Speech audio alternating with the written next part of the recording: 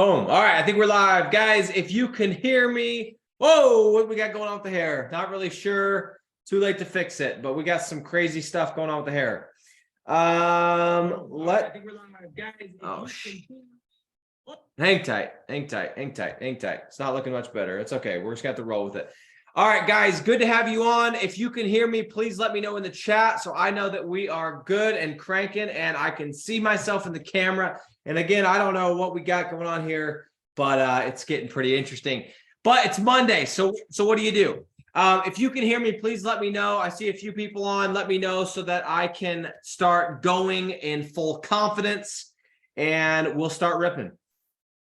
All right, Ron Nava says he can hear me, and that means we're good to go. So here's what we're going to do. I got a lot I want to cover, and I don't have that long. I'm going to be on here for 1 hour at the very, very maximum, and then I'm cutting this thing. So I want to jump right in, and I appreciate you guys. There's Aaron Vogler. I understand, or I know who you are, bro. So let me go ahead and do this. Let me pull up my notes so I don't forget anything, and let's ride. Let's freaking rip and ride, and let's do this. Give me one moment. Okay, boom. Okay, first and foremost, guys, I gotta crack open a little beverage here. You got what we call it. You got to wet the whistle. You got to keep the everything greased and juiced. And some of you guys are going to look at this and go, oh my gosh, dude, what are you doing drinking Perrier lemon flavor? Well, here's the deal, y'all. I'm trying to always make sure that I have control over myself and nothing has control over me. And one of the things that has control over me right now is this little substance, this little white powder. Not what you're thinking, but this little white powder called caffeine. And I am getting off of caffeine, as I like to do every couple months. I like to prove to myself that I'm not controlled by it, even though I know right now I'm very controlled by it. So I have been weaning off, and I've gone down to 1 caffeinated beverage per day. And so I'm trying to replace it with something else. I don't know. This isn't great, but it is. So anyway, if you're wondering why it's not the Monster, this is exactly why. Man, oh man. Okay, guys, let's freaking do this. Guys, gals, friends, family, if you're on. Uzair says no caffeine Monday. Yeah, no caffeine. I'm down to 1 beverage a day. So that's just a little snippet into what's going on in my life. So guys, welcome. If you can hear me, great. If I cut out or the audio for some reason stops working, please let me know. But welcome to episode 5 of Making Hay with Dre. And today we are going to be talking about niches. Niches, and the riches are in the boring niches. And I know you guys, if you're like me, you've been in other groups, you've heard people talk about this. There's this cliche saying out there that the riches are in the niches. I would argue and tell you that the riches are in the boring niches specifically. I'm going to go into that today. Don't you guys worry. But for those of you that are new or maybe are going to watch this for the first time in a few days or a few hours or a few weeks, well, the reason that we call this show Making Hay is because, again, there is a specific window of time in which you can make hay. If you're talking about the physical product, the alfalfa, the actual hay that you sell to dairies. And I learned this firsthand, and there's that window in time, and you have to take full advantage. You have to stop everything that you're doing. You have to put everything else to the side, and you have to focus on making that hay. And I believe, and I've been screaming it from the housetops now, this is our 5th week in a row of doing this show, and I'm going to continue to do this show forever. And I believe we're at this specific window in time where it's time to make hay, metaphorically speaking, with digital real estate, with rank and rent digital real estate. And I know, me personally, I am not going to miss this window. Okay, there have been opportunities that have come in my life where I have missed the window and I've kicked myself. And one of those times was in 08, 09, 2010, when everything was on discount and we had us a good recession on our hands. I was too young, but I didn't fully understand it and I didn't take advantage. I also didn't take advantage, in my opinion, fully of the pandemic of 2020. Yes, it was the best year of my life. Yes, I made the most money I'd ever made, but I feel like there was a lot of money that I left on the table because I was not ready. I ain't doing it this time, y'all. I ain't doing it this time. So what I'm doing right now, and the reason I'm repeating this every single episode, is I am using digital real estate, rank and rent digital real estate, where we take tiny websites, we rank them on Google, we rent the leads out for a profit. We own the asset. We control the asset. We can scale. We can make money while we sleep. And I'm going to take that cash and I'm getting ready. I am flush, baby. Your boy is flush and I am ready to start playing real life Monopoly. So that is why we call this Making Hay with Dre, because we are ready to make hay. I'm making hay. I'm putting everything else aside. There's opportunities that come. I heard Alex Hormozi say this on a video I watched last week. The bigger you get, the bigger the opportunities are going to come your way, and the better you're going to have to get at saying no. So for those of you that are like me, I understand what it's like to have shiny object syndrome. I understand what it's like to get excited about every single idea. I understand what it's like every time you talk to your buddy or your friend or your dad or whoever to be like, oh my gosh, I need to start that business. Oh my gosh, I need to do this. Oh my gosh, I should add this. I am that guy. But I have gotten good at saying no. And right now I'm saying no to everything so that I can focus on the one thing, and that is digital real estate. So with that said, welcome to this episode. It's your boy. My name is Nick Wood. I am the king of digital real estate. Yes, I gave myself that title. Yes, I understand that, but I'm going to earn that title because every time people hear rank and rent digital real estate, they're going to think of me. Okay. So couple things really quick as we get going, and then I'm going to jump right on into this. As always, if you have questions, if you have niche questions, if you have questions about whatever it needs to be, I'm okay with that. Just get it ready, get it in the queue, or you can drop it right now. I'll have a little bit of time at the end. I will go through questions. I will take questions. We will answer them. So if you, specifically today, when we're talking about niching, if you have a niche that you want to ask about, please get it ready. Get ready to comment and ask me about that niche. I'm happy to answer and let you know my thoughts. If I've tried the niche myself, if I've spent money, if I've spent time, I'll tell you that.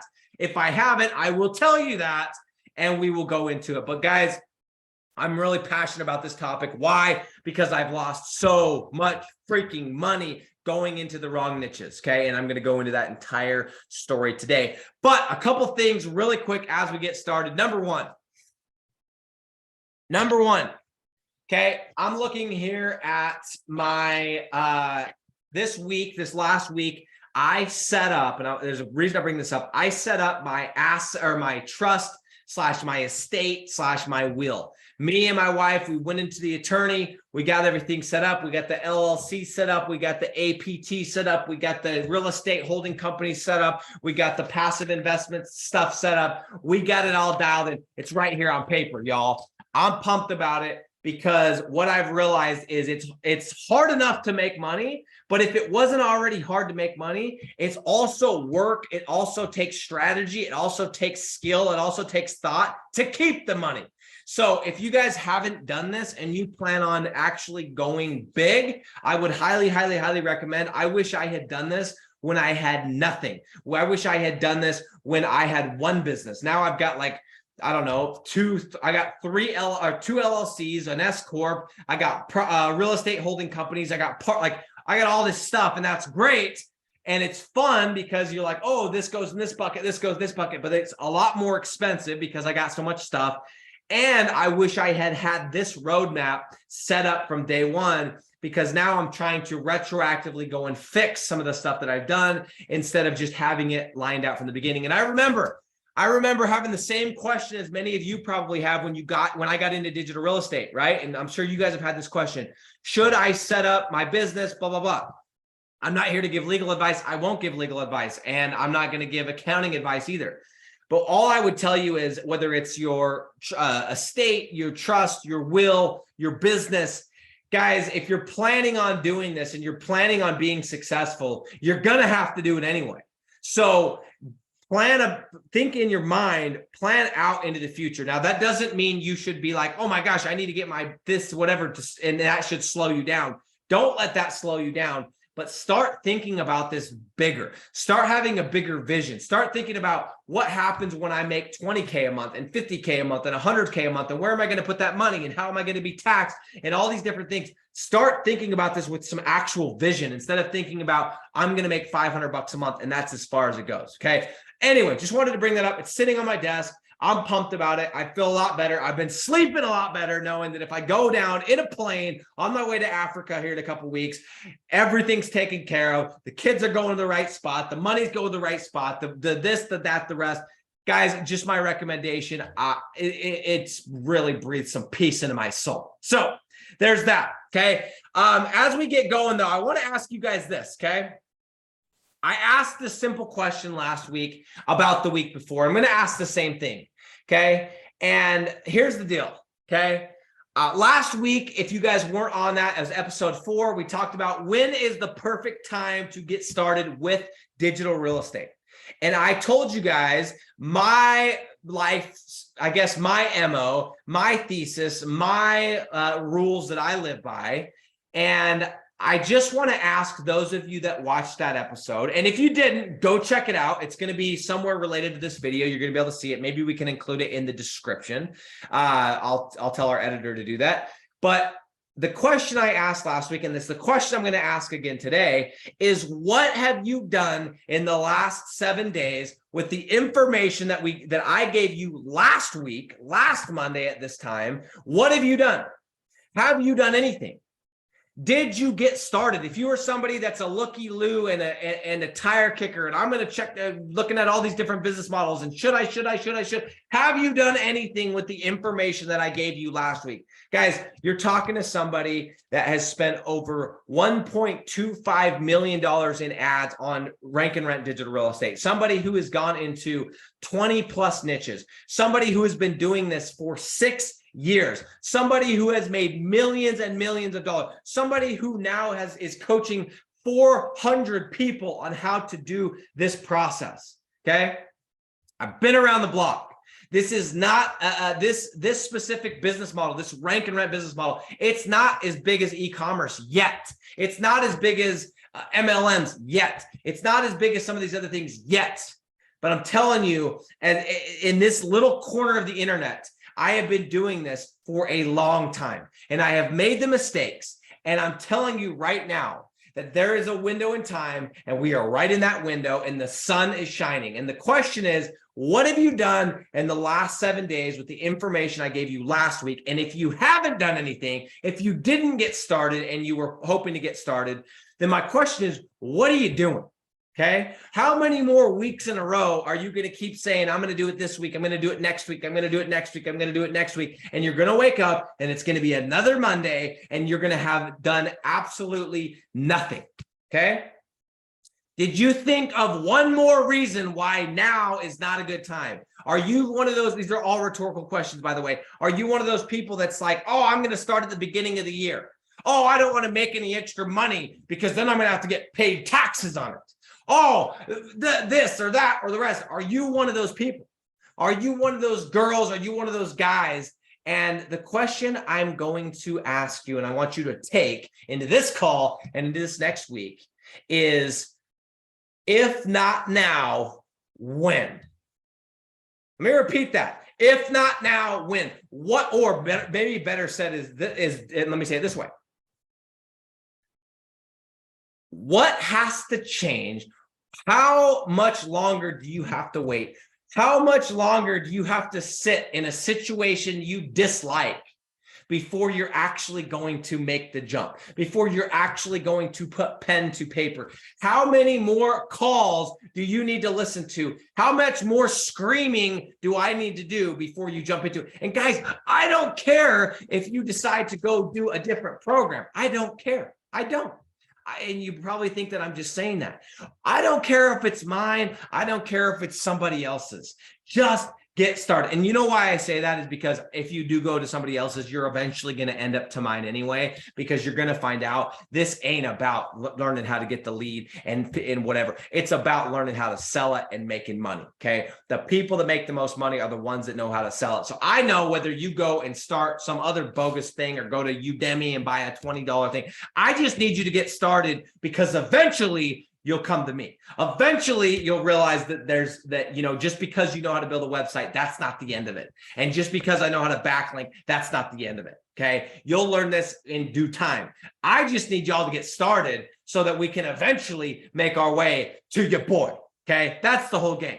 But the question, this is the quote that I've heard 1,000 times. It's cliche. My dad always used to say it to me. If you always do what you've always done, you'll always get what you've always got.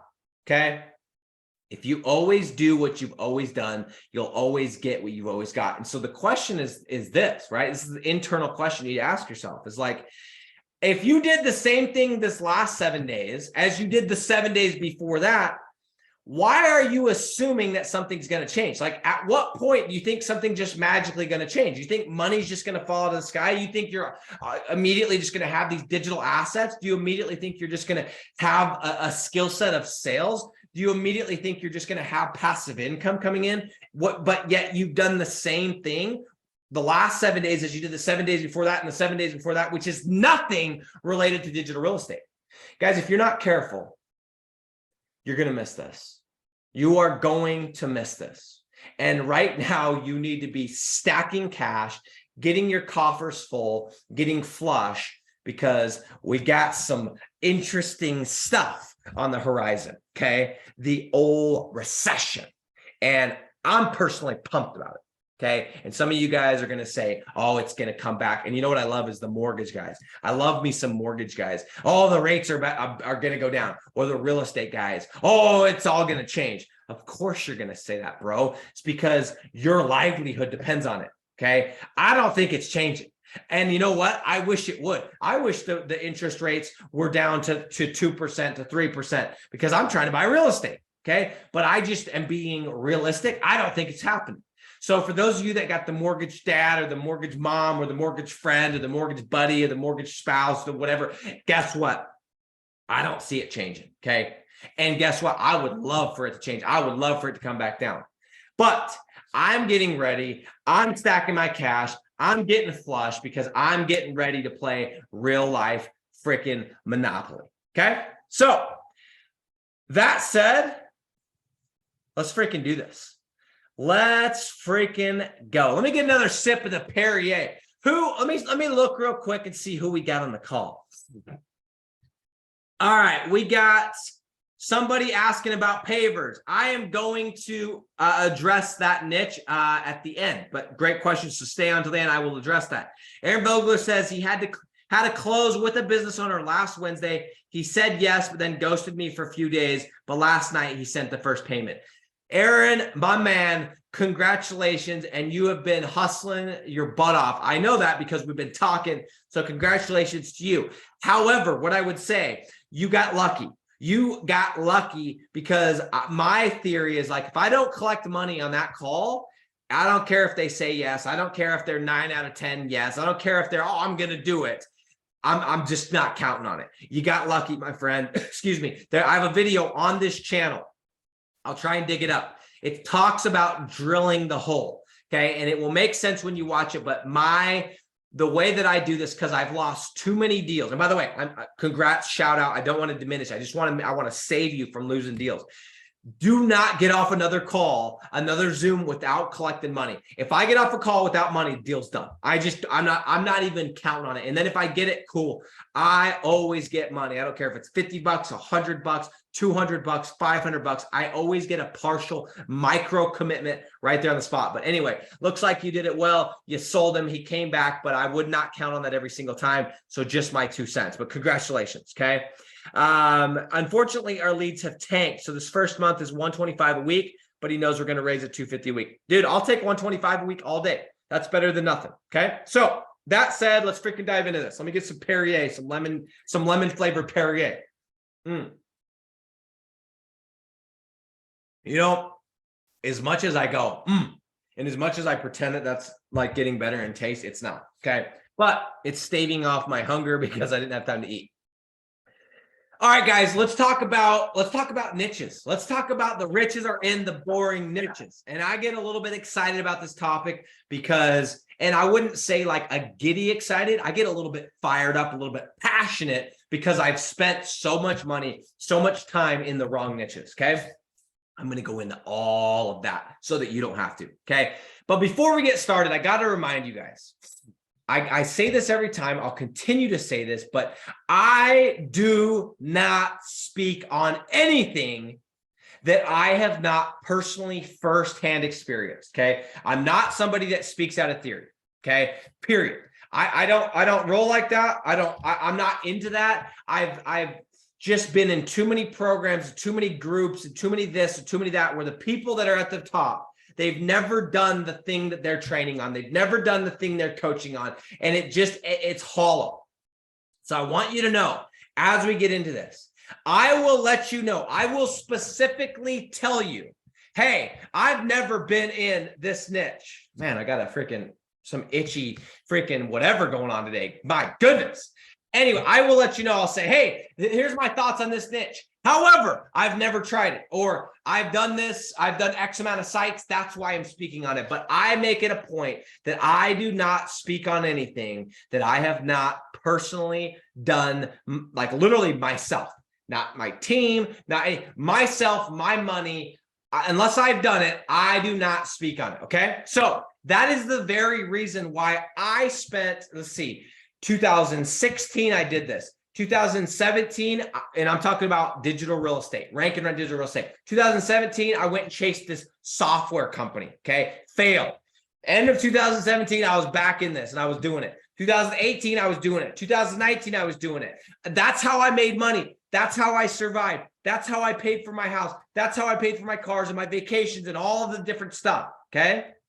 In 2020, I made 7 figures for the first time ever. 2021, I made 7 figures for the second time ever. Okay. I did not start talking about this. I did not start sharing videos and posting and having a YouTube channel and a Facebook group and creating a course until I had made millions and millions and millions and millions of dollars doing this. So I want you to know that so that you, as I'm saying stuff, this is not stuff that I'm just theorizing or that I think it sounds cute or sounds whatever. I'm speaking from experience. Okay. Just so you guys know, anything that I share today, I will have learned by wasting money or wasting time, or in some rare cases, finding success and running with that success. Okay. So I'm just going to let you know, if you ask me about a niche and I haven't done it, I will tell you. But I will also tell you the reasons why I haven't done it or why I did try it and what happened. Okay. So with that said, if you're like me, you've probably at some point heard, and it might not have even been in this industry, but I have commonly for the last couple of years, I've been hearing the riches are in the niches. The riches are in the niches. The riches. And I understand why people say that, because trust me, when you go broad, when you're somebody that has an agency and you offer everything to everyone, it's really, really hard to be successful. I tried to be the guy when I started doing SEO. I was doing SEO for construction companies. I was doing SEO for a solar company. I was doing SEO for a restaurant and a storage units and a boutique and all these different things. And guess what? I couldn't grow. I never scaled. I couldn't make money because I was too broad. So I understand the whole point of the riches are in the niches. Trust me, I get it. The second I niched down and I said, hey, I'm going to focus on, this specific type of service, which was lead generation, it's the moment things took off. The moment I niched down and said, I'm focusing on this specific type of niche, that's the moment I took off. So I understand when people say the riches are in the niches, blah, blah, blah. I get it. I've heard it. I've said it. Okay. But let me tell you what happened, because I kept hearing this and I bought, I paid for so many programs, guys. If you can tell me a program, I'm sure I bought it. I'm sure that I've gone through it. I'm sure that I've spent thousands of dollars on the program. I've spent so much money on programs. And the reason why is because I'm always like, man, if I can get a nugget, I'm going to pay for it. Right. But I'm going to tell you the very first program that I bought way back in the day, they kept saying, riches are in the niches. You just got to find that perfect niche. You just got to find that perfect niche. You just got to find that perfect niche. And I spent days, I spent weeks looking for that perfect niche. And in my head, the game was, you do your homework, you do your homework, you test out niches, you try out niches, you go through Home Advisor, you go through Angie's List, you look at the list, you talk to a buddy, you think, you write down niches, and you find this perfect niche, this niche that nobody's ever thought of, this niche that nobody's ever tried. And that is how you get rich. And you go and you hide that niche and you scale it and you go vertical. And I thought that was how you won. And because of that, I tried so many niches and I spent hours and hours and hours thinking of niches and testing out niches and talking about niches and theorizing about niches. What about this? And what about doing the chicken coops? And what about doing that? And all this stuff. Okay. That is how I literally spent my first couple of years. Is I thought the secret to scaling, I thought the secret to going big, I thought the way to get to 50K, 60K, 100K was finding that niche. Okay. And man, thank goodness that that isn't the case, because if that was the case, it would be impossible for all of us to get to that level. But that's not the case. Okay. And I'm going to tell you right now, one thing really, really quick is, for those of you that are just getting started and don't know what I'm talking about, I just want to make a note here. If you're brand new to this call and you're just jumping on, when we're talking about niches, I'm going to break this completely down. We're actually talking about what service or what business are you generating leads for, and putting that in context for this. So when I say niche, we're talking about the plumber, and I'm going to tell you if that's a good niche or not. So hold tight. We're talking about the concrete guy. We're talking about the tree removal guy. We're talking about the electrician. When we say niche, I just want to clarify that so everybody's on the same page. Okay. So back to what I was saying. I believe that the winning formula was finding that perfect niche, hiding it from everybody else, and going vertical. That's what I thought. I'm like, that's how I'm going to win.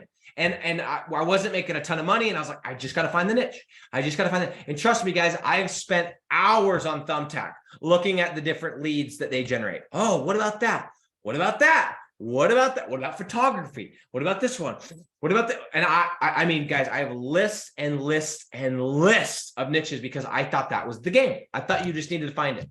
Well, there's a couple of problems with that. And the other thing that sucks is if that was the case, or you subscribe to that belief, you're going to be testing out niches for years and years and years. And then what's going to happen to you is what happened to me. Because of this mentality, because I thought that finding that perfect niche was the game, I developed a scarcity mentality. Like I literally went from Mr. Friendly, let's talk to, people in these groups, let's talk to people that also do this business. I turned into a weirdo. I turned into someone that was Mr. Secretive. And I'm telling you, this is kind of embarrassing to say, but when I thought I had found this perfect niche, which I'm going to share the niche I thought was the breadwinner, I found this niche. Guys, listen to this. Listen to how pathetic this is. I went onto my Facebook page, okay, or my profile, and I went and I looked at all the friends that I had that were in these rank and rent groups. Okay. All of them, every bloody one. If I found, I'm like, oh, who's my mutual friends? Oh, I got mutual friends in that group, unfriended. And I unfriended every single person that was tied to another group. Every single person that was in the rank and rent space, every single person that was in the digital real estate space or the digital marketing space, I deleted as a friend. You're like, well, why? Well, I believed, as I said, that finding that niche was the key to getting rich. I literally did. I thought that was the game. And guys, I thought I found that niche, and I'm going to get into that. And because I thought I found that niche, I didn't want anybody knowing. I didn't want people to go through and see what pages I'd like and go and see who some of my friends were and go and see what people were commenting on my post, because maybe that was a client and maybe they would follow the breadcrumbs and find out who it was, right? As I know this sounds pathetic, and maybe some of you guys can relate. This is how I thought, because I thought that finding that niche was the key. And I'm telling you guys, it created this scarcity mentality that I'd never experienced in my entire life. Imagine how lonely that is. Imagine not being able to call anybody or not being able to communicate with anybody in these groups and just being by yourself because you don't want anyone to find out about your niche. Imagine every time you talk, to making sure you don't divulge anything about your niche. Imagine every single time somebody who doesn't even know what rank and rent is asks you what you do, you can't even tell them the niche because you're so worried they're going to tell somebody else that it's going to get diluted. It's pathetic and it's not true. Okay. And I'm here to tell you that the money, the riches are in the boring niches. Okay. Not in some crazy whatever niche that nobody's ever heard of. And I'm going to prove that to you. And that's how I made my money. And I've shown multiple people how to do this and how this is true. And I'm going to show you how to completely change your mindset. Okay. So I'm going to tell you real quick, I'm going to go through a list of niches that I have personally tried. Okay. And guys, this is me spending 15 seconds, like just listing them out. I know there's more because they kept coming. And as you guys ask me about niches, I'll be able to tell you if I've tried it. Okay. Here's some of the niches I've tried. Some of these you guys have heard me talk about, probably a lot of them you haven't, but every single one of these, I have spent money trying to generate leads and in most cases have failed. Okay. Number one, HVAC. I've spent money in that niche. Number two, plumbing. Number three, electrician, electrical work, whatever, electrician. Number four, towing. Once again, for those of you just hopping on, these are niches I have spent money in. I have spent money in most cases, lost money in. Number four is towing. Number five, masonry. Number six, stucco. Okay, some of you guys, some of these may not make a ton of sense if you're out of the country or you're in a different part of the US, whatever, that's fine, but just hear me out. Stucco. Number seven, concrete.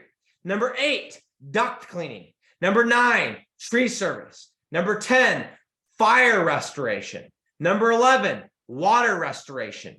Number 12, mold remediation, mold removal. Number 13, listen for this, golf lessons. Number 14, window tinting. Number 15, solar. Number 16, roofing. Number 17, drywall. Number 18, assisted freaking livings, y'all. Assisted livings. I don't even know what number one, but another one that I know I spent money and lost money in was home security system. Oh, I just thought of another one. Let me go ahead and write this down because, well, I know I lost money in it. Pest control. Okay. I'm sure more will come. That's a quick list of some of the niches which I have spent money, spent time, and in about, I'd say 90% of those niches, 95% of those niches, I lost money in. Okay. I have been around the block. Now, if any of you guys have questions about those niches, I'm happy to answer them because I have tested those niches. And I'm talking about not just one, with the exception of assisted living, which I only did one website for. All the other ones that I mentioned, I did multiple projects, multiple websites, multiple cities. So I can speak on those things. And if it's something else and I've tried it and I just forgot, oh, here's another one, landscaping. Man, I got so many niches I've lost money in, it would scare you, okay? But here's the deal. Let me tell you what happened to me. I tried, I think I missed, I saved this one, okay? So here's what happened. After I tried all these niches, and here's where this gets good, okay? I thought I had found the golden niche. Guys, y'all have seen Willy Wonka in the Chocolate Factory when he finds the golden ticket and him and his grandpa or his uncle, whatever, skipping around the house. I thought I had found the niche. I'd spent thousands of dollars, tens of thousands of dollars testing out niches. And when I found this one, I thought, oh boy, I found it. Okay. And that golden niche, guys, listen to me. The niche that I thought was the golden ticket, the niche that I thought was my freaking road to riches was basement waterproofing. Okay. Basement waterproofing. Now, for those of you that are out of the country, for those of you that don't know what that is, basement waterproofing is essentially when these companies, they go into these basements and there's a system and they go and they extract the water out that's in there, if there is. And then they go and they create this drainage system so that all the water that does come in can get pumped out. And then they put this line, it's this big deal and it's high ticket and all this different stuff. And guys, when I discovered basement waterproofing, I was like, yo, I discovered it. We're going to get rich, baby. And I told my wife, I'm like, this is it. This is it. And if you guys have seen any of my stuff in my Facebook group, last week we did a live, me and Cowboy Kyle, he was working with me at the time. We thought we were getting rich, baby. We thought we had discovered gold. Now, this was completely by accident. I found out this niche completely by accident. It was through a gentleman that I was trying to sell something else who let me know that he did this service. And I thought I discovered gold. And I did every single thing wrong. Every single thing wrong. I didn't do my homework on the city. I didn't look at these different angles of the niche. I did everything wrong. Okay. I didn't build a great website, but I got lucky. Okay. I got lucky because the city that this guy needed leads in was not that competitive of a city, which is a miracle because this is such a competitive niche. But I got super, super lucky. I built the site and the site eventually started getting leads. Now, in hindsight, this is back when it was super easy to toss up GMBs. I'm pretty sure I used a freaking PO box for this GMB. Anyway, calls started coming in. Now, here's what was so good about this deal, and this is why I got confused, okay? This business owner, he was the perfect business owner, okay? So number one, it was the perfect city. And number two, he was the perfect business owner. And what I mean by that is this kid, he wasn't really a kid. He was like 30, but he was hungry. He had just broken off and done his own thing. He was stuck under a franchise. He'd just broken off and done his own thing. So he was hungry for business. On top of him being hungry for business, he was very good at sales. He was a really, really good salesman, like very, very good. So he was closing enough deals where he was like, dude, these leads are dope. Okay. And number three is he was super chill. He was really cool and he was really, really fair. So what I mean by that is this is how this worked. This is why this worked, okay? Is we came to an agreement and he was really cool and he would pay me $100 every time the phone rang. Every time. If it was a duplicate, $100. If it was somebody that he had already come in from his website, $100. That's what I mean by duplicate. If it was a spam call, $100. If these people didn't answer the phone, like they talked to him and then they wouldn't schedule an appointment, $100. Okay. And I'm telling you right now, if every business owner was like that, if every business owner would pay you $100 flat, no matter what, pay per lead would be the business model. And this is why I got confused and thought pay per lead was such a good business model, because I sat there and went, oh my gosh, all I got to do is get him more leads because he's paying for. And some of you guys that have been doing this are like, dude, how did you find a business owner that was willing to do this? I don't know. It was complete luck. Hold on. Got to get a little sip off the old douche jug. Okay. Let's get into the actual water here. If you guys don't know why I call this a douche jug, then you haven't been to Planet Fitness, but it's a douche jug. Anyway, so the guys, I had this perfect setup with this gentleman. I would send him an invoice and he wouldn't come back. He wouldn't fight me. He wouldn't red pencil me. He wouldn't, hey, this wasn't good. This wasn't good.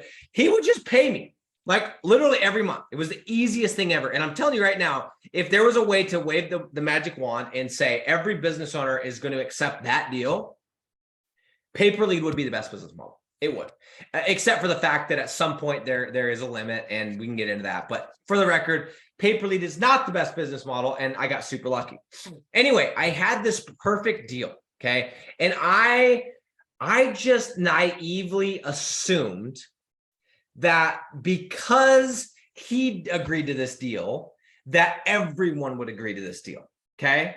And on top of that, I live in a part of the country where we have palm trees and it's 110 degrees during the summer. Okay. There are no basements. And when I say there are no basements, there's probably 5 in this entire city.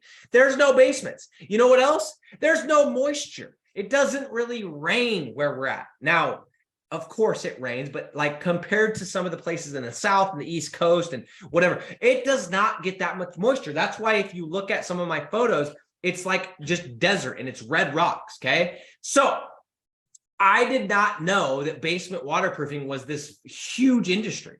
Because there's no basements and because there's no moisture here, when I heard of basement waterproofing, I was like, dude, that's a really secretive niche. I didn't even know. And you know what's pathetic? I didn't even do my homework enough to check and see how big of an industry it was. I just did this deal with this guy and I got lucky and I made a couple bucks and I thought I had discovered gold and I thought I was that great and that good and I was going to go nationwide. What I didn't realize is that I was about to get into one of the most competitive niches in the freaking country. And I was getting ready to go against behemoths, massive companies with $1 million per month budgets, let me repeat that, $1 million per month marketing budget type of companies. That's the caliber of stuff I was about to go up against. I didn't know. Okay. So what did I do? Little old Nick. What did he do? This is back when he wasn't the freaking king of digital real estate, when he was nothing more than a little peasant schoolboy. But I went and I built 100 freaking websites in the basement waterproofing niche, because why not? YOLO, baby. Why not build 100 of them, right? Because one of them worked. I went and I built 100 websites in this niche. And guys, this is the saddest, most embarrassing part. I still did not even know how to properly choose a city. And for the record, with that note, next week, we're going to be talking about how to pick a city. So make sure you don't miss next week. But today we're talking about niches. So here I am, I go and I build 100 of these things and I don't even know how to pick a city. I thought because I had this one city that was good, that the deal worked, that the numbers worked, that I had this secret formula, and the formula sucked, man. The formula sucked. Why do I know that? Because I built 100 of them and none of them worked. Okay. And this is what ended up happening is I just thought I had this perfect niche and I went and I built 100 sites. And because I had a sales background, I was able to use my sales and all the things that I lacked in, which was everything, right? Which was choosing the city, choosing the niche, building the website, all of the stuff. I was good at sales. And so luckily or unluckily, I was able to put together some deals with some large companies on some pay-per-lead deals. However, here's what the deal looked like. Okay. We got paid if there was no duplicate. We got paid, and here's what else sucked. We had to, the person that we sent over had to schedule an appointment or we didn't get paid. So it couldn't be a duplicate. It couldn't be, they had to schedule. So then comes the question of like, what happens if you send a lead and they don't get a hold of them? Do I take the blame or do you take the blame, Mr. Business Owner? Well, you can imagine how those conversations went. So what did I do? I went ahead and I hired a team. I started hiring people and I had those people answering the calls. So they would answer the call live. They would transfer the lead to these companies. And I just thought I was just making money hand over fist, right? Meanwhile, my websites weren't ranking. Meanwhile, for those of you that are in my Digital Landlords program, you're like, dude, the cost per click is astronomical. I know now. Everything was wrong. On top of that, my whole business was built on pay-per-lead. So guess what? Our winters sucked. Why do you think I get so passionate, so fired up about making sure you're ready for winter, making sure you're on a flat rate deal? Because our winters freaking suck. And if this was 4 years ago, right now is right about when things started getting lean, baby. Right before Thanksgiving, right before Christmas, things started getting lean, and they got lean all the way till March. Okay. Why? Because in basement waterproofing, it depends on the climate. It depends on the moisture. It depends on everything. I'm over there praying for typhoons and hurricanes because that's when my business would start to pop, right? Winter sucked. On top of that, I had to pay the guy to do the live transfer, which sucked. That took more profit off of it. And every time those people were on vacation, we weren't making money. Okay. Because guess what? No leads were getting transferred, or else I had to do it. Okay. And so guys, and then lastly, as I always preach, if you guys think that pay-per-lead, and I'm not even going to go into this right now. In fact, that's probably a topic. Let me write that down. Why pay-per-lead sucks. That's a topic for an entire episode, and I could rant and I could go. But what always happens is the business owner, whether it's a little mom and pop or whether it's a freaking national behemoth, at some point, the number will change depending on the company, but at some point there will be too many leads, and they will stop wanting to pay you for the exact price. They are going to want to start paying you lower pricing because they're paying for so many leads. They are going to want to stop going to these outskirts. They're going to want to stop doing these jobs that are smaller than $5,000, and et cetera, et cetera. It is not a good model. Okay. Fast forward to 2020. And this is when I committed to getting, so in 2020, for those of you that haven't heard my story 600 times, which I've told it a lot, but I committed in 2020 to figuring this out, to figuring out digital real estate, because I wanted to get to $100,000 per month. Okay. And I realized as I started looking at all the deals that I had and all the clients that I had, I realized that the game was the flat fee deals. And I realized, I started to look around at some of these deals, that the ones that were the lowest maintenance, the clients that were the easiest to work with, the clients where I almost forgot they were clients, they were in the most basic freaking niches out there. All of them. Okay. Concrete, tree service, towing. Hate that niche, by the way. We'll get into that, but this is at the time. Duct cleaning. Okay. These are the niches. And some of you guys are like, there's some other niches that you usually talk about. I didn't know about those niches yet. I'm coming. Okay. I looked at it and went, okay, I'm over here chasing golf lessons, and I'm chasing basement waterproofing, and I'm chasing assisted living, and I'm trying to like reinvent the wheel. Meanwhile, my best clients, my most loyal clients, my most low maintenance clients are in the most no-brainer freaking niches out there. And at some point in that first quarter of 2020, right before the whole thing blew up and the whole pandemic blew up, I realized, I'm like, okay, Nick, you're overthinking this, man. What if, and this is the theory that I had at the time, and now it's not a theory, now I've proven this, but I thought to myself, what if it's not about picking that crazy, weird, obscure niche that no one's ever thought about?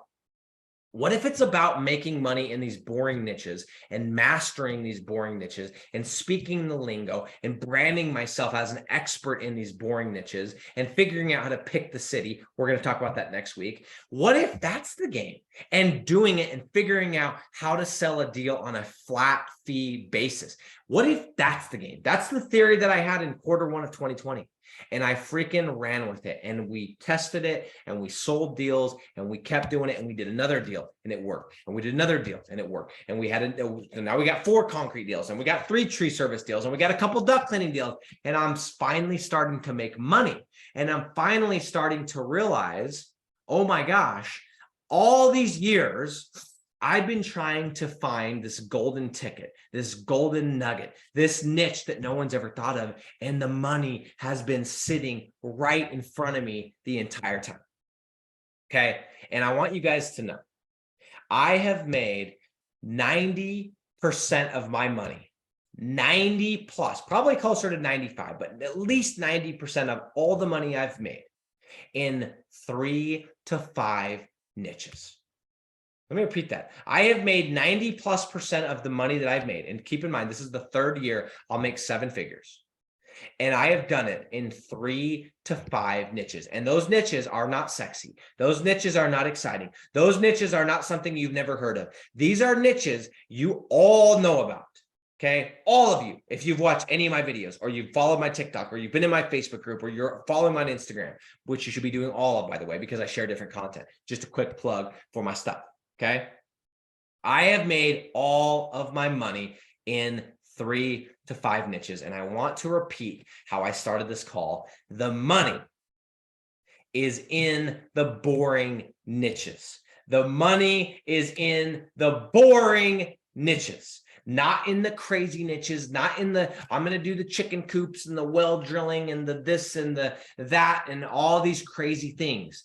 The money is in the boring niches. Okay. This is not something I'm theorizing over. It is something that I have done. It is something that I have proven to myself year in and year out. It is something that I have shown multiple students and helped multiple students scale up their business to $40,000 plus in these boring freaking niches. Okay.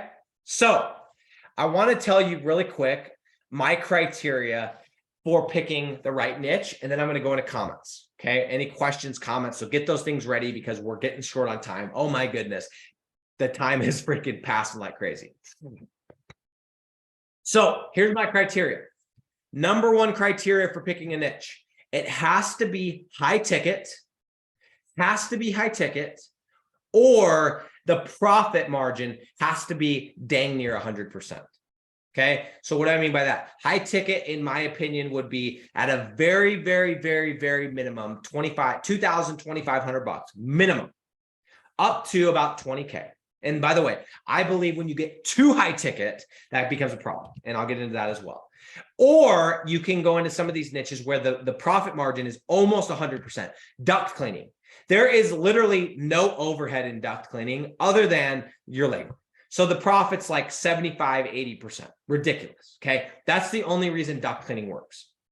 So the niche has to be high ticket or it has to be high profit. And if you can find niches that are both, that is when you are into the money. And sometimes, and a lot of times, those are niches that are right in front of your freaking face. So that's number one. Number two, this has to be a niche that is not a storefront. Okay. So why is that? Well, it's because most people, when there's a storefront niche, they buy differently, right? When it's something where you go in and you look at a product. So for example, here's another niche I forgot I did. Let me go ahead and write this one down. Hold on. I forgot I did this one. I have two sites I can think of I tried this out in. Flooring. I tried flooring. I tried tile flooring. I tried this flooring. I tried that flooring. Flooring did not work. And I have a couple different reasons why I believe it didn't work. But one of the reasons is because when you're doing flooring, a lot of times you go into the place that offers flooring and you look at the different products. You look at the LVP and you look at the wood tile and you look at the this or the that, and it has a storefront, which typically is associated with it's branded. Okay. Which goes into my third point, which is there can't be brand loyalty. Okay. There cannot be brand loyalty. So I just thought of another niche. I'm not even going to write it down, but I've got like three more I just thought of: awnings, excavation, pool. I mean, I've gotten into so many niches. They're just coming to me right now. But maybe I can like post a comprehensive list of stuff that I've tried. Anyway, there can't be brand loyalty. You need a niche where somebody, just think about it like this. Go into niches where the husband and wife, or the boyfriend and girlfriend, or the whatever, the mom and the dad, the mom and the son, one of them says to the other, hey, can you call a couple companies and get us a quote on X? Okay. That's the kind of niches you need to be in. You don't want to be in the niches where people want to do 10 weeks worth of research solely. You don't want to be in the niches where people want to look at 100 different photos and talk to 10 different people. I just thought of another one: remodeling. Okay, guys, I've been in so many freaking niches. It's stupid. And I've lost money in all of these niches. Okay. You want to be in one where it's like, hey, we need a quote. And the thing or the service is basically the same no matter who you call, right? Concrete. Concrete is concrete is concrete. Of course, you're going to talk to concrete guys. They're going to tell you, oh, we use more rebar and we only do this and we use the best of it. But let's be real. It's all pretty much the same, right? To us as the consumers. Duct cleaning. Okay, I understand you might use some kind of special vacuum or whatever. But to me as the customer, the homeowner, I just need you to fix the problem. I don't care. Okay. Tree service. Okay, cool. You use a special saw extraction method. Awesome. I just need it out. Okay. Those are the niches that do the freaking best. Not the one where you're going to look at 4 different companies and we're going to interview this remodeler and look at the projects he's done and look at his reviews and look at his, let me talk to some of your people. No. We want to go into the ones where it's a problem that needs to be fixed, today. We need a couple quotes. Boom. Okay. No brand loyalty. And lastly, I try my best to make it as non-seasonal as possible, which I understand every niche to some degree is seasonal, because even concrete in the winter during Christmas, I don't think there's that many people getting quotes for concrete on Christmas Day, but I could be wrong. Everything's a little bit seasonal, but I try my best to make sure it's as least amount of seasonal as possible. Okay. So I don't go into snow removal, for example, because it's really good in the winter and it sucks every other time. Christmas lights. Tried that one. That's another one I didn't write down. It's really good for about 2 months. Sucks the rest of the year. Okay. Go into stuff that's not as seasonal as everything else. Okay, so those are my criteria. Now let me go through them one more time. High ticket or high profit. If you can do both, you got to smash her, baby. Number 2, no storefront. Okay, that would mean it's phone driven. That would mean you call them and they come to your house to give you a quote. Number 3, no brand loyalty, or I could say not Instagrammable. Okay, it's not a picture-based service. It's not, oh, we threw in some built-ins. We did an entertainment center with so and so. Okay, now we're getting into, I want to look at the specific projects, and now we're getting into all these different things. I want stuff, and then lastly, let me just finish this off. Try to make it as not seasonal as possible. I don't even know if that sounded correct, but you know what I'm saying. Those are my criteria. Now, I have an entire criteria for choosing the right city, okay? And I'm going to be talking about that next week. But as far as my criteria for picking the starting point, the niche itself, those are my criteria, okay? Those are my criteria. Let me look at the question. Let me look at the comments. What we got here? What do we have? Okay, I'm going to go back real quick to Mr. M Paving. I have never done pavers. Okay, I can't speak too much on it. What I do know is I do not like landscaping, but I like services within landscaping. So I like concrete. That's a form of landscaping, right?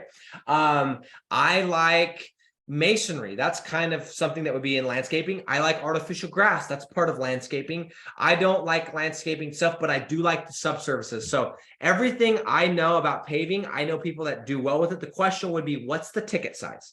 Because to me, I don't know enough about pavers. I think it could work. I've just never done it. Okay. I think it could work, and it's probably worth testing out, but I have never personally done it. Okay. Let's keep going. Aaron. Okay. Hold on real quick. Thank you much. Love you. Reunited the fire for my digital marketing career with this business model. You're welcome. I don't know what Miles, you're welcome. Okay, Aaron, he guessed it, man. Aaron gets a shout out. He knew because he's been following my stuff. He knew it was basement waterproofing, and yes, it was. Okay, he said he remembered from one of my videos. Okay, Rachel B says closed her first deal in the last 7 days. Congratulations, Rachel. Happy to hear that. And it's like a drug, man. You want to keep closing those deals. Okay, let's see what questions we have about niching.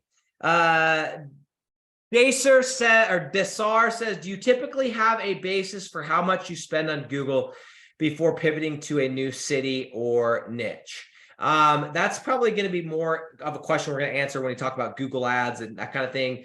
But it's yes and no. It kind of depends. Like if I'm spending money, but I'm getting leads and I can feel that I'm right there, I just haven't been able to get that right business owner, then I'll keep going. But if I'm like spending a couple $100 on a niche and nothing's coming, or the leads that are coming suck, I'm out. Okay. There's too many niches. There's too much money out there to waste too much time. But you have to consider the other factors, which is time of year, economical stuff going on in the world, seasonality, all those different factors too, before you just can it. Okay. Okay. Keep going. Let's see. Impossible to predict at Rachel B. Just how many variables CPC or website speed, content. Oh, wait. Sorry, I missed the question. If you're doing Google ads correctly, how many leads should you see coming in? So, and then Desar answered that with a pretty good answer, which, yeah, you're never going to know. Here's what I do know is if you keep a CPC, your cost, for those of you that don't know what that means, your cost per click is less than $5, or let's say it's $2, and you spend $20 per day, and you have a landing page that you know converts because you've tried it in 5 or 10 or 20 other niches, like I have. I'm pretty confident when I go into a niche and I know, and I look at the city and I look at the CPC, I'm always confident I can get at least 12 to 20 leads in a specific city based on the criteria that I set out for myself. I don't know exactly how to guess the exact number, but I can, with probably 90% confidence, predict when I'm going to get at the minimum 12 leads. Okay. And for me, because of the niches I go into, I only need 12 leads. I only need 12 leads to get a $1,500 to $2,000 a month deal. Anything above that's just gravy. Okay, Rachel, hope that answers your question, at least to some degree. Okay, Greg, what's up? Enjoy Random says the Boring Company. Yeah, maybe we should copy Elon and just call it the Boring Company. The money is made in the boring freaking niches, at least with Rank and Rent Digital Real Estate. This is speaking from experience. And here's what's cool. You guys don't have to believe me, and I don't want you to believe me. I want you to test this out. But think about it. If it's true that the money is actually made in the boring niches, that means that there's hope for everyone on here. Because then we can go and we can replicate and we can duplicate what I did, right? Because now we just got to go find, 30 to 40 good cities in a specific niche, and you can do what I did. But if it's not true and you actually do need some crazy niche, well, that means that there's not going to be that many of us that are going to get wealthy, because as soon as somebody finds that niche, the niche is done, right? I just don't subscribe to that, because it's such a scarcity mentality that I can't think about it logically, guys. It makes no sense, right? There's too many people making, guys, I have 2 people that started working with me last December that are making 2 people that are making over $45,000 per month that started with me less than a year ago. Okay. I have another person that's making over 30 grand. I have another person, actually, I probably have about 8 to 10 people that are making over 20 grand. Some of them are in Australia. Some of them are in Canada. Okay. There's too many people making too much money following my formula of making money in boring niches for this not to be true. But don't trust me, go try it. Okay. Okay, JT Moss says, what are your thoughts on emergency services? Example, emergency vet. Good question. So I don't love emergency services, because what happens, think about it like this. Let's say you're in a situation where something happens to your dog. Your dog has some catastrophic thing happen, and you need to go and call somebody, right? Are you going to call the first person that you see? Yes. But guess what? Typically in those situations, there's somebody that comes to mind. Somebody that comes to mind, because in these situations, we're more interested in trust, right? So think about it like this. This is why I don't like water restoration or whatever, right? Or what's the other one? What do they call it when they come and clean up your house after you have a flood, right? Flood damage restoration. You want somebody that you trust. And there's those type of companies, that's such big money, because now we're talking about insurance money, that they spend a lot of money getting their name out there. If you were to ask me, who's the restoration company in your town? I know who it is. I know who comes to my mind, because they spend so much money on marketing, because they branded themselves as the guy, right? They're the person to call in an emergency. I don't like the emergency stuff, because it's too branded, in my opinion, and because if you don't have a business owner that jumps all over these leads, you're screwed. Okay. If you can find a good business owner that just jumps on them and they understand it, cool. But if we're talking about being able to repeat something over and over and over, I don't love emergency services for this business model. Can it work? Yes. Are you going to find those situations like I did with basement waterproofing? You're going to find that good partner and you're going to make a lot of money? Yes. But if we're talking about something that's repeatable, so a niche that you can do in every single city across the whole nation, I don't love it. Okay. That's just my 2 cents. Doesn't mean you're not going to make some money in it. I'm talking about getting to 100K a month, though. I'm not talking about making one deal work. Okay. Now, here's the caveat. Do you have a friend? Do you have a brother? Do you have a sister? Do you have a dad? Do you have a uncle that you trust, that does really good work? That could be different. But coming back to my point, that's not so. You're most likely your dad, brother, uncle, mom, whatever, isn't nationwide, and you're not going to be able to do that in every single city you want to. I want niches I can rinse and repeat, rinse and repeat, rinse and repeat, rinse and repeat, scale to 100K, scale to 200K, scale to 300K. That's what I'm interested in. Okay, I'm talking about big stuff here. Good question. Okay. Who's there? Have you tried GMB ads? I don't see anyone talking about them, wondering if you tried them, because it shows you. Yeah, I've never tried them. Never done them. Not saying that you couldn't, but I've never done them, never tried them. So that's just my 2 cents. I have nothing to say on them. I just haven't done it. Okay. Low-key Productions. Nick, keyword research, which tool are you using? I personally use SEMrush. If you're somebody that's trying to bootstrap this and shoestring this, which I respect, and you don't want to pay $100 a month, don't. Okay. That's stupid. There is a 7-day trial, I think. And no, this isn't like some plug for like affiliate, whatever. But I use SEMrush just because I just have been. You can do a couple people on the account. That's what I use. But if not, I would say use like Mangools, Google Keyword Planner. Like it doesn't need to be a paid tool. But personally, if you want me to give my answer, it's SEMrush. Okay. Okay. Another question. Yeah, I'm going to try this one. Ifeanyi. That's pretty terrible, but I tried. What are the main sticking points your new students face when starting or scaling? Biggest issue that I have seen, guys, the number one issue I have seen with people that I've worked with that I've tried to help is the people that come into my program that I work with one-on-one or that I work with in a group setting, is people that already have niches, already have cities, already have websites that they've built with their own criteria in their other program, with their other buddy or their whatever, telling them, oh, you should do this. They come into my program and they go, well, I want to use your method, your process, your, system to sell these websites first.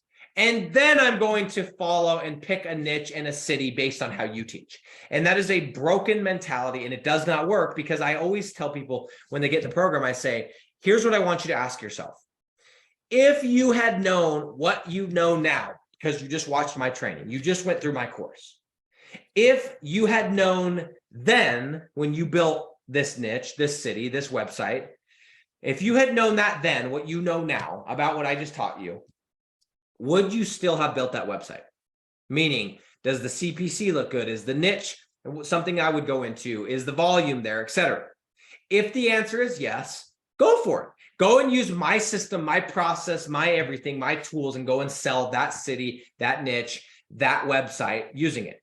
But if not, don't do it, okay? Put it to the side, go deal with it later, because people try to use a broken product, a product that I would never recommend, meaning a broken niche or a broken city or a combination of both, and try to fix a broken problem that they created in someone else's course with my sales system. And my sales system works because I tell you exactly what city and niche to pick. It's just like these Amazon or these drop shipping courses. Imagine if you went into one of those and you went, okay, I'm going to follow your ads portion, Mr. Course Guy, Mr. Amazon Course Guy, Mr. Specialist, but I'm not going to follow your advice on picking the right product.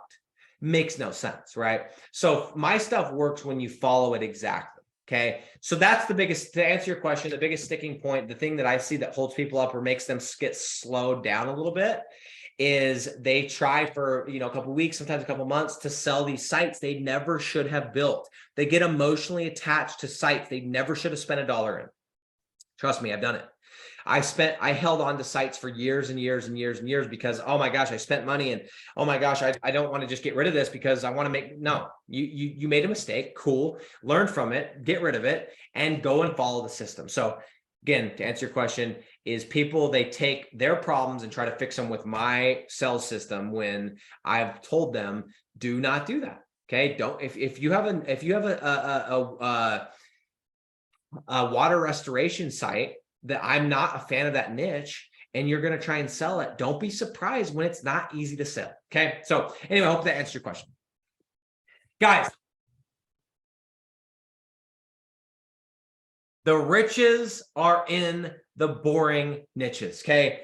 As I already said, this is not, by the way, I have the best part about today. I'm looking at this. The hair is going crazy today. What a weekend, I guess.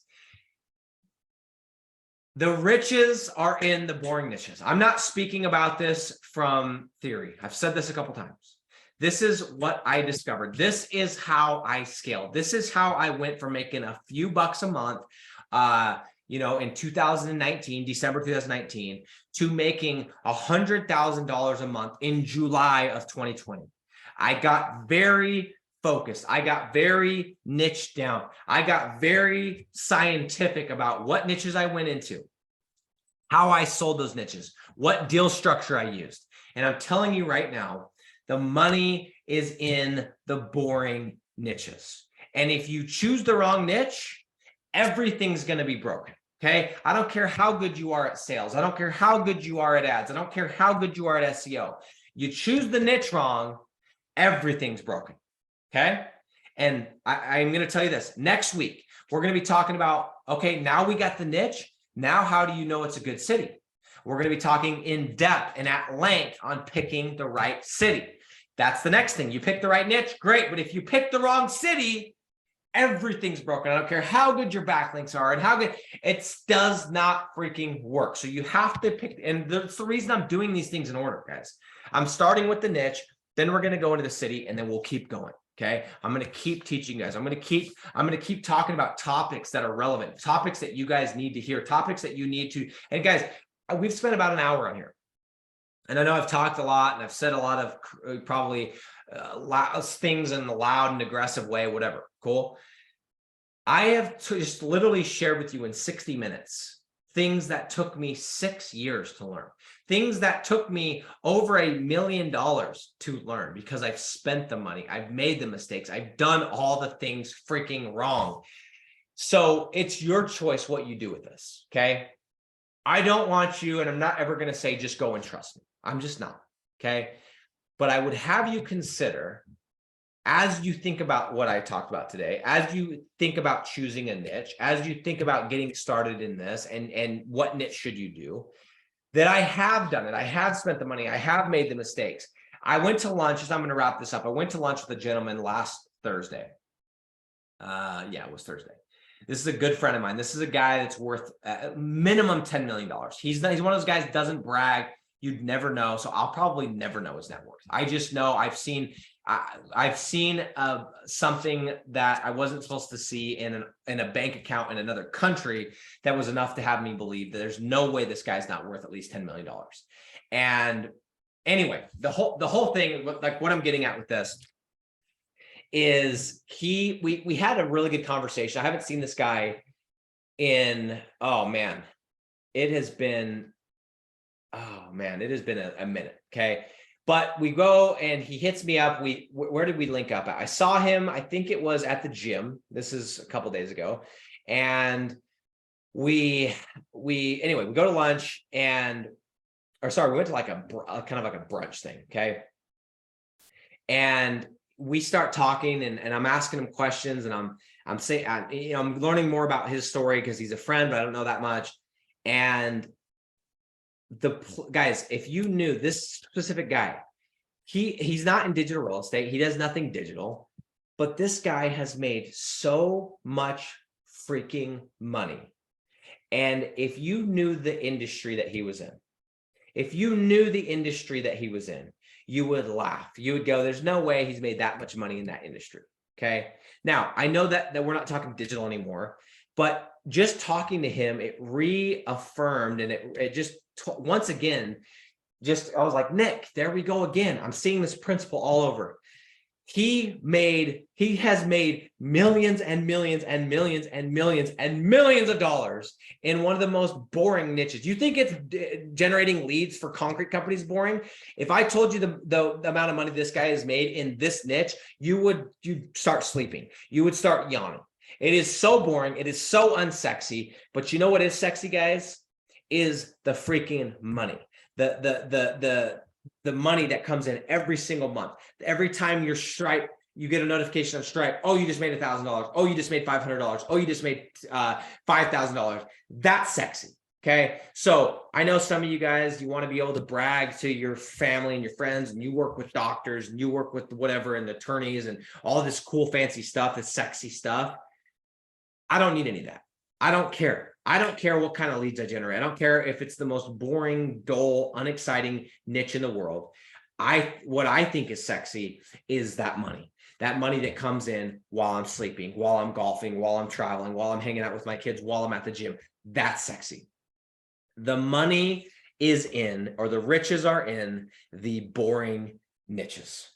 And guys, with that, I will see you next week on Monday at 10 a.m. MST, episode number 6, next week with Making Hay with Dre. I'm out.